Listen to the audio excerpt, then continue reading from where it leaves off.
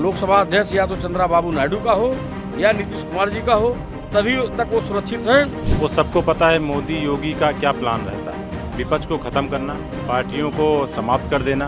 कहा तो जा रहा है कि पलटू चाचा भी कभी भी पलट सकते हैं, क्या पलट सकते हैं नीतीश? बिल्कुल पलट सकते हैं किसी भी वक्त। अच्छा, तो फिर बता दीजिए कि एनडीए सरकार कब तक चल रही है? नहीं चल पाएगी बहुत देर। वो अपने को इस देश का स्मृति ईरानी नई महारानी के रूप में दिखाई देती थी। स्मृति ईरानी को अहंकार था।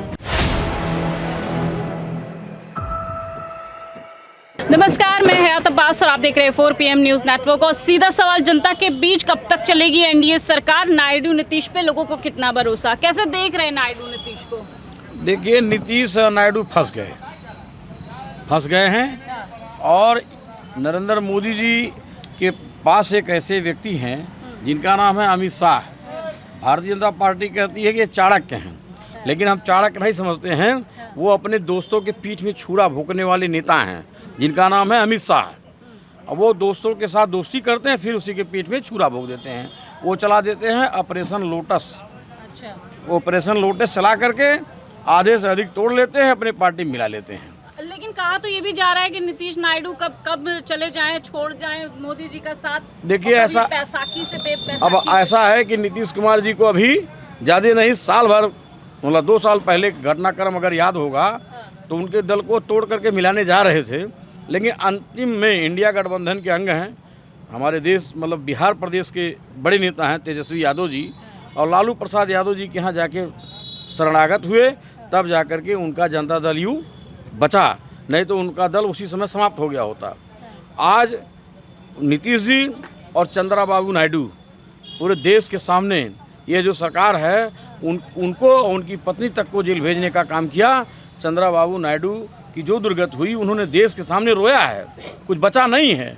और वो जानते हैं कि जब तक लोकसभा अध्यक्ष या तो चंद्रा बाबू नायडू का हो या नीतीश कुमार जी का हो, तभी तक वो सुरक्षित हैं। जैसे भारतीय जनता पार्टी का लोकसभा अध्यक्ष हुआ, वो इस बात को ध्यान रखें कि उनका दल कब टूट जाएगा, कब वो लोटस ऑपरेशन चला देंगे, इसका कोई भरोसा नहीं है। इसका उदाहरण महाराष्ट्र से लेके झारखंड, बिहार से लेकर के हरियाणा से लेकर के कोई राज्य नहीं बचा है। कहा तो जा रहा है कि पलटू चाचा भी कभी भी पलट सकते हैं, क्या पलट सकते हैं नीतीश? बिल्कुल पलट सकते हैं किसी भी वक्त। कई ऐसे मौके आए हैं जब वो बार बार पलटे हैं। चाहे प्रदेश की सरकार हो तो ये तो देश की राजनीति है, वो कभी भी पलट के दूसरी तरफ आ सकते हैं। मतलब एनडीए गठबंधन टूट कभी सकता भी बैसाखियों पे है सरकार। बैसाखियों पे मतलब ये जो कह रहे हैं मजबूर सरकार है, मजबूत नहीं मजबूर सरकार है, कैसे देख रहे हैं? नहीं, अब तो एनडीए का वो नाम बदल गया ना। एनडीए का मतलब Nitish dependent alliance, Naidu dependent alliance, उसका फुल फॉर्म ये हो गया है। यानी कि 2 बैसाखियों वाली सरकार है। बस। और रही बात नीतीश की, तो अभी वो नहीं पलटी मारेंगे। अच्छा, अभी अगले साल बिहार में चुनाव है, चुनाव के टाइम पक्का पलटी मार देंगे वो। मतलब चुनाव के वक्त पलटी मारेंगे? हाँ, बिल्कुल मारेंगे। चुनाव से 6 महीने पहले पक्का पलटी मारेंगे। आप हमारी बात याद रखिएगा। अच्छा, हाँ। मतलब ये जो सरकार है एनडीए गठबंधन है 6 महीने के लिए ही बना है, ऐसा कहा जाता है? 6 महीने के लिए बना हो या देश के विकास के लिए बना हो या झूठ मक्कारी के लिए बनी हो, वो सबको पता है मोदी योगी का क्या प्लान रहता है। विपक्ष को ख़त्म करना, पार्टियों को समाप्त कर देना, अनाप शनाप टिप्पणी कर देना, अपनी मर्यादा भूल जाना, ये मोदी का पूरा पब्लिक के सामने ओपन हो चुका है। तो भाषा इनकी जैसी रही है चुनाव में, वो सबको जग जाहिर है। ये कब क्या हो जाएगा, नीतीश पलट जाएं या मोदी इनको हटा दें, क्या करें, तो भैया विपक्ष के नेताओं को ही खरीद लें, इनके पास पैसा तो बेनतियाँ। अभी मंत्रालय को लेकर जो उठापटक जारी है एनडीए गठबंधन में, कैसे देख रहे हैं? उठापटक तो जारी है और रहेगा भी, क्योंकि समदर्शी विचारधारा के लोग नहीं हैं। कई विचारधारा के लोग हैं, एक साथ मौके पर खड़े हैं, तो बिखरना तो लाजमी है। अयोध्या सीट हार गए, जबकि कहते थे हम राम को लाएंगे, कैसे देख रहे हैं?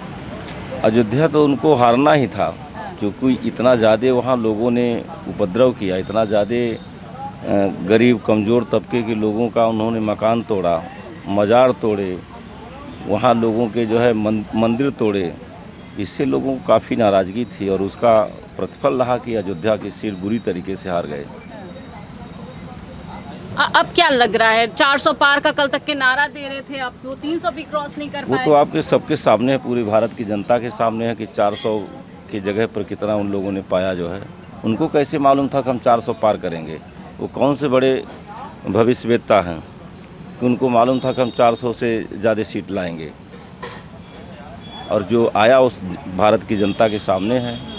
मोहन भागवत का एक बयान जो है काफ़ी वायरल हो रहा है, जिसमें उन्होंने पहली बार अहंकार का शब्द और मणिपुर को लेकर उन्होंने बोला अहंकार को दूर करने की बात कही। कैसे देख रहे हैं इसको? देखिए, ऐसा है, आरएसएस और मोहन भागवत ये जहरीले जो है ये नाग हैं।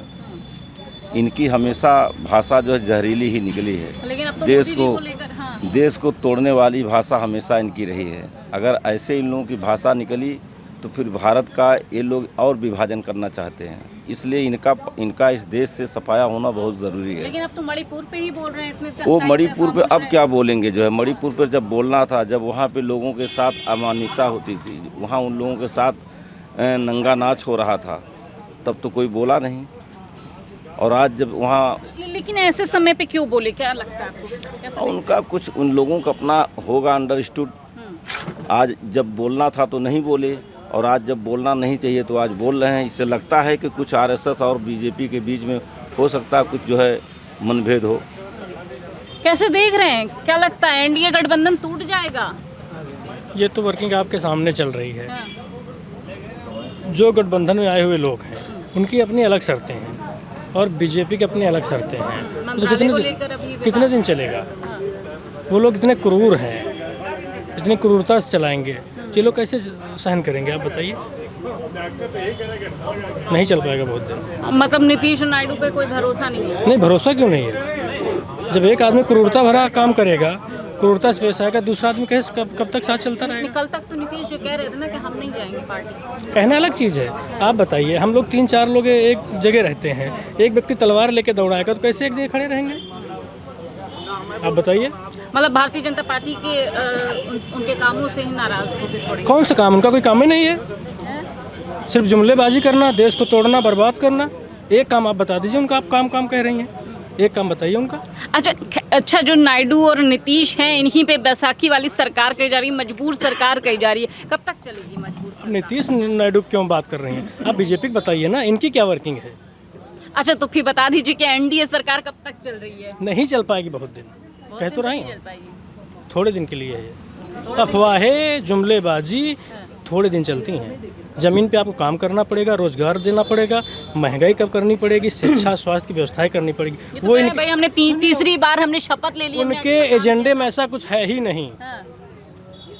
शपथ एक बार नहीं 10 बार ले लें, उनके एजेंडे में देश का विकास है नहीं, रोजगार है नहीं, देश के युवाओं को तरक्की की तरफ ले जाना है नहीं। क्या है उनके एजेंडे में? कुछ नहीं, सिर्फ जुमलेबाजी तेज सरकार चलेगी। आप बताइए। राहुल गांधी, प्रियंका गांधी वहाँ हैं, जनसभाएं चल रही है, कैसे देख रहे हैं? अमेठी एक बड़ी जीत थी कांग्रेस के लिए। देखिए, ऐसा है, ये गरीब, पिछड़े, दलितों, अल्पसंख्यक लोगों की जो दर्द था वो दर्द उभर के आया, और इंडिया अलायंस को इतने बड़े पैमाने पर लोगों ने अपना मत दे करके और अपनी ताकत का परिचय दिया, और बड़ी जीत हुई कि प्रधानमंत्री जैसे ताकतवर अपने को महसूस करते थे, लेकिन कितने वोट से काशी में जीते थे, फिर कितने वोट पर आ गए, हारते हारते बच गए। लेकिन राहुल गांधी को जो लोग एक हल्का, एक जननायक के रूप में देखते थे, आज वो राजीव गांधी बहुत ताकतवर के रूप में दिखाई दिए, और इसी वजह से उनकी बड़ी जीत हुई। स्मृति ईरानी का अहंकार कैसे देखिए, स्मृति ईरानी जी का अहंकार जो था सबके सामने है। वो अपने को इस देश का स्मृति ईरानी नहीं, महारानी के रूप में दिखाई देती थी, लेकिन आज जनता ने उन्हें एहसास करा दिया कि आप जो महारानी नहीं हैं, बल्कि आप एक साधारण जो महिला हैं, और आपका खेल ख़त्म हो गया। झूठ आपका जो फरेब बहुत दिन तक चलता नहीं है। स्मृति ईरानी की हार को कैसे देखते हैं? देखिए, ऐसा है, स्मृति ईरानी जो है, देखिए, वो तो जब सत्ता में नहीं थी 14 पहले, तो सिलेंडर बांध करके बैठती जंतर मंतर रोड पर, कहते थे कि सिलेंडर बहुत महंगा हो गया। अगर 20 रुपया बढ़ जाता था, सिलेंडर महंगा हो गया। और वही सिलेंडर 360 रुपया वाला 1100 रुपया हो गया। और कभी भी स्मृति ईरानी केंद्रीय मंत्री थी, कभी उन्होंने नहीं कहा नरेंद्र मोदी का हाथ पकड़ा कि आप सिलेंडर का दाम आप 1100 क्यों कर दिए। स्मृति ईरानी को अहंकार था और उनके माध्यम से उनको मान के चलिए कि 2.5-3 लाख वोटों से हारी हैं। और जो आपने बात किया अभी मतलब राहुल गांधी जी की, तो हमारे समाजवादी पार्टी के राष्ट्रीय अध्यक्ष, जन जन के नेता, पीडीए के नेता माननीय अखिलेश यादव जी जब साथ हैं राहुल गांधी के साथ, तो उनको लाखों लाख वोट से जीतना ही था। और राहुल गांधी जिसको पप्पू कहते थे, आज राहुल गांधी माननीय अखिलेश यादव उनके साथ खड़े हैं, उनके विजयी रथ पर बैठे हुए हैं, तो वो जननेता हैं और उनका रथ रोकने वाला हिंदुस्तान में कोई नहीं है। उत्तर प्रदेश की जनता ने बता दिया है कि माननीय अखिलेश यादव के नेतृत्व में राहुल गांधी जी देश के प्रमुख विपक्षी दल के रूप में रहेंगे।